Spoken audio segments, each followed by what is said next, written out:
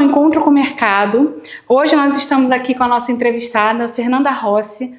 Ela é especialista em governança corporativa e também sócia proprietária da empresa Incompliance.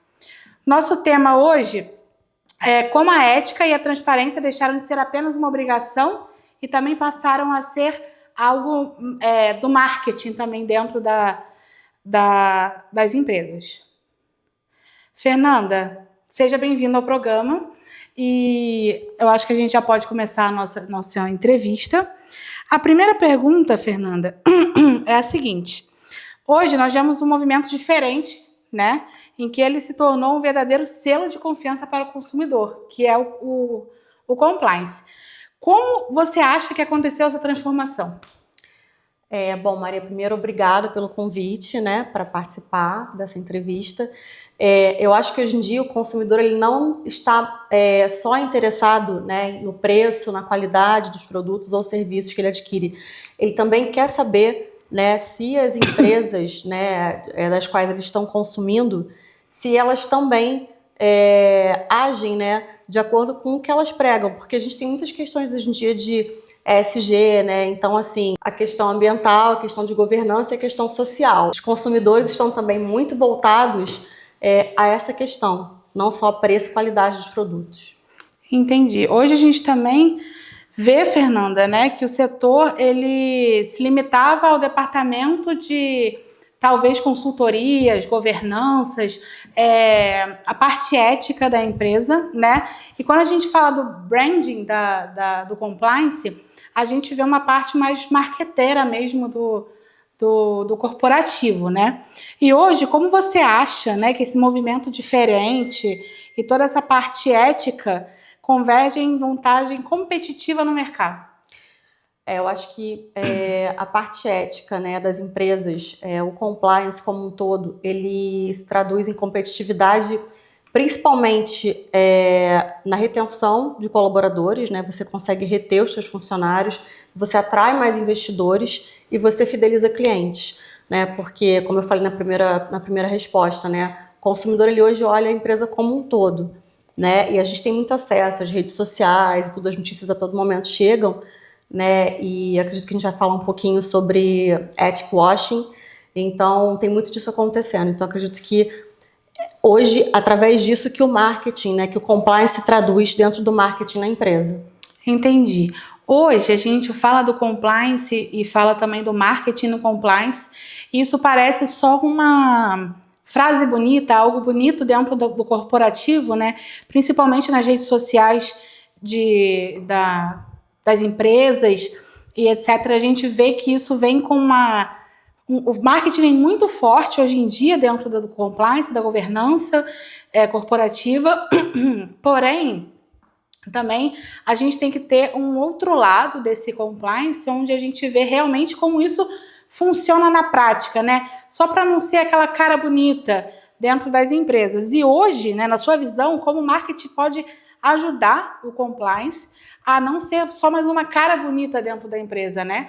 Porque quando a gente fala do marketing, a gente vê tudo muito lindo e limpo dentro das redes sociais e dos perfis corporativos, e isso acaba que deixa, muitas das vezes, o compliance mesmo, e a governança e a ética daquele trabalho de fora, né?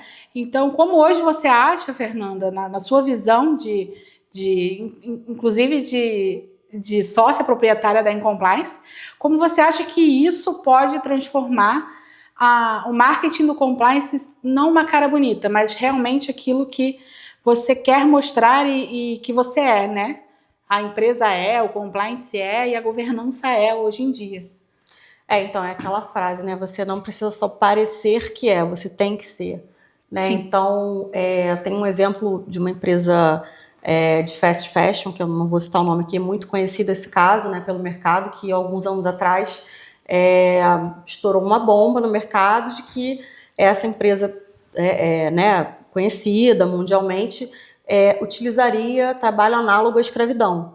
Então, é uma empresa que, teoricamente, né, perante o mercado, é uma empresa ainda, né, ficou um pouco manchada a imagem, mas ainda é uma empresa muito importante desse ramo. mas que teve a imagem manchada porque as atitudes, né, da empresa, as diretrizes, né, não condiziam com o que ela praticava. Então, é um risco muito grande que se assume, né? Quando você tem ali diretrizes, regras, e você diz que faz, mas você não faz. Então, é um risco que a empresa assume muito grande, porque não é só o risco de imagem, né? Isso abala a confiança, abala, consequentemente, o financeiro, porque as pessoas muitas, né, vão deixar de comprar. Investidores, a empresa perde, né, preço de mercado. Então, eu acho que é por aí. A gente também fala um pouco, Fernanda, sobre o limite, né, do marketing e da ética.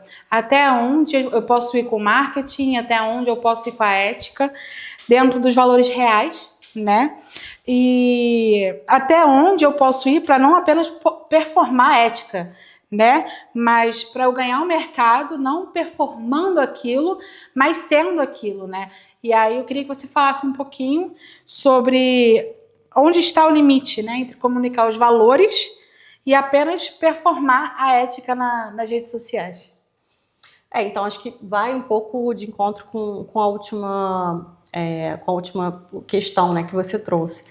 É isso, acho que você tem que ter uma cultura de compliance dentro da empresa, você tem que difundir para todos os colaboradores, tem que ter treinamento, comunicações periódicas, mas todos os teus processos dentro da empresa, inclusive no marketing, obviamente, todos os teus processos têm que refletir essa tua cultura, né? Tem que refletir, porque, de novo, não adianta você fazer ali aquela expressão, né? Fazer para inglês ver, né? Você tem que, de fato, fazer e colocar isso no teu dia a dia, né? Dentro dos processos da empresa. Então, fazer, por exemplo, se você é uma empresa que tem fornecedores diversos de outros países, né? De repente, você tem que fazer um bom background check. Esse caso que eu falei antes, né? Essa empresa ela tinha questões de trabalho análogo e escravidão em determinadas unidades, não era? Mas então assim, tem que fazer um background check nos fornecedores, né? O que é o background check? É você fazer ali, buscar os antecedentes, buscar todas as informações, né? Se aquele fornecedor ali tem envolvimento com alguma atividade ilícita ou não. Então, é bem por aí. O marketing não, desculpa.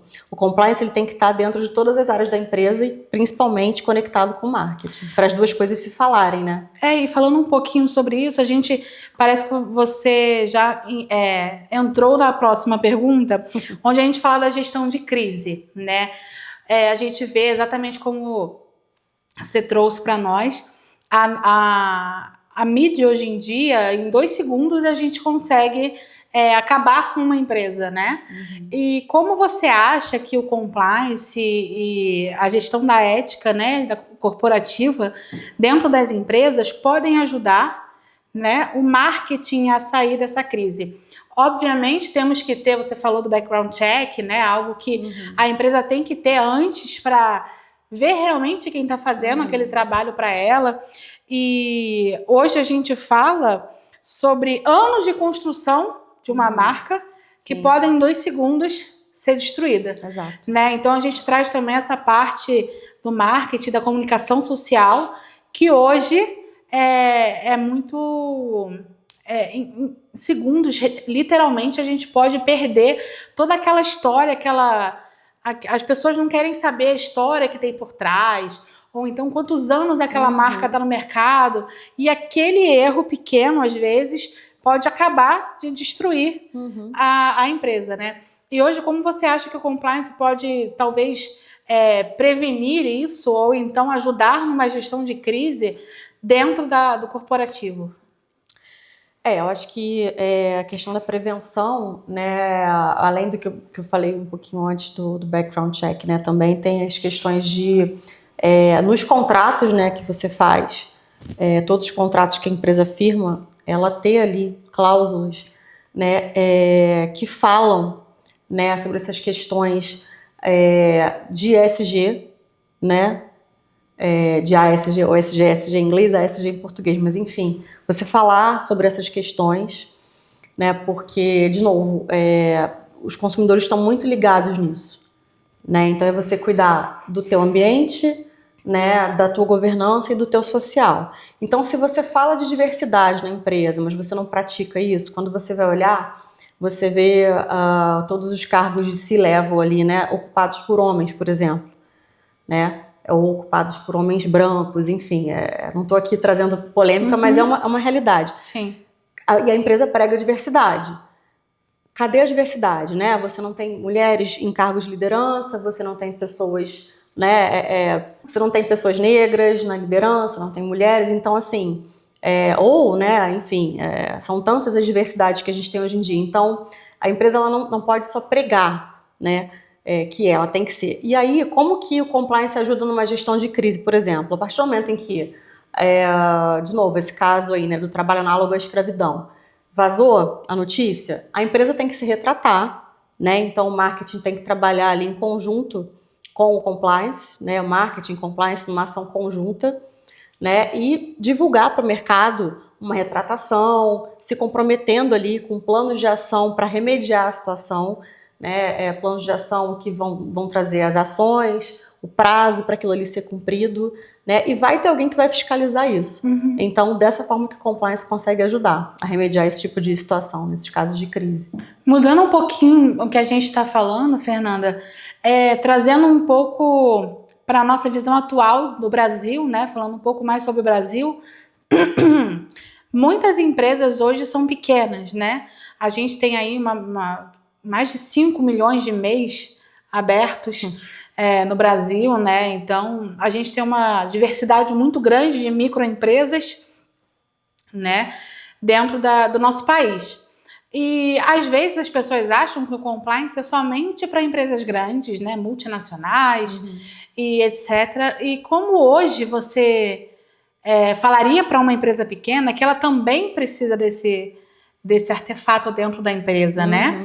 E como aquilo pode ajudá-la também na gestão da pequena empresa, com políticas, porque, querendo ou não, a pequena empresa também tem funcionários, também tem uma segurança da informação que tem que ter dentro da empresa, né? Um código de ética, talvez, que a gente tem que aquilo que a gente fala, que a gente ensina, mas já tem que ser cabível a nós, né? Exato. Nós já temos que saber. Então, como você acha que hoje essas pequenas empresas podem acreditar que o compliance também e a governança também são para elas, né? Então, essa pergunta é boa, é muito boa essa pergunta, porque o compliance, né, ele, para o pequeno empresário, por exemplo, né, a atitude diária da gente ali, ela tem que ter o compliance envolvido. Por exemplo, vou dar um exemplo, assim, básico, né, eu sou sócia, né, da Incompliance. Então, hoje eu tenho um sócio, né, mais um sócio, que por acaso é meu irmão, é uma empresa familiar. No momento nós não temos ainda funcionários, a gente trabalha com um formato de parceria, né, com outras pequenas empresas, prestadores de serviço também de consultoria, mas mesmo que a gente, né, venha a ter funcionários, enfim, no momento isso não é a nossa estratégia, mas, por exemplo, a empresa tem a sua conta bancária, né, as suas contas, sua contabilidade. Eu, Fernanda, tenho a minha, pessoal. Então, acho que o princípio básico, né, é você não misturar a sua contabilidade, sua parte financeira com a da empresa, né? E até em contabilidade a gente aprende o princípio da entidade, é o princípio básico, né? Então, assim, como eu vou, de repente, como é que eu vou dizer... falar isso para os meus colaboradores, funcionários ali, de repente, né? Se uma empresa fosse maior, tivesse, sei lá, 10 pessoas, e aí alguns tivessem acesso ali à conta corrente da empresa e tal, e estão vendo, poxa, mas a Fernanda fala pra gente isso, né? Que a gente tem que ser ético e tal, a gente vende isso para o cliente. Como é que eu, né, uma empresa de compliance, vou vender para o cliente se eu não faço isso no meu dia a dia, né? Então, esse é um exemplo básico que eu trago para a consultoria. Mas para outras empresas, como você falou, questão de segurança de dados, por exemplo, uma clínica dermatológica.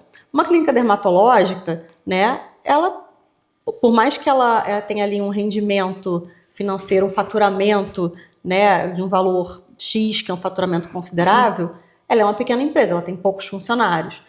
Mas como que essa empresa vai garantir que os dados de todos os pacientes, né, as pessoas que frequentam aquela clínica, estão guardados ali dentro?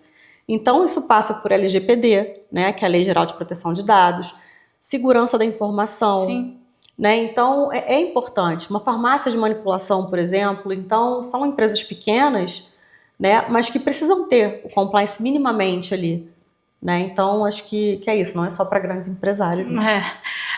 Hoje em dia a gente vê isso muito dentro do corporativo, né? As pessoas têm muito medo do compliance, da ética, da governança, e elas esquecem, né, realmente o que pode reger da melhor forma, né, aquela empresa.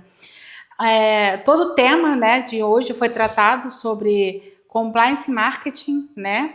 A gente quis trazer esse tema para mostrar também que o marketing também engloba o compliance, assim como o compliance também engloba o marketing, né?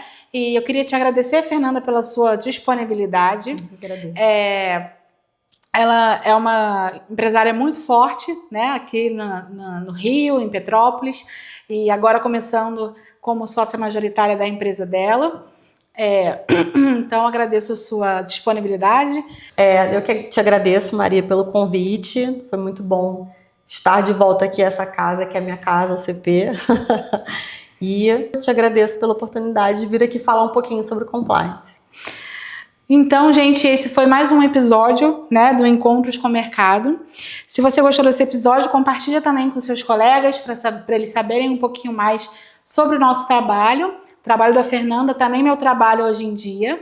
Então, por isso que eu também quis trazer esse tema para dentro do compliance. E é isso. Obrigada.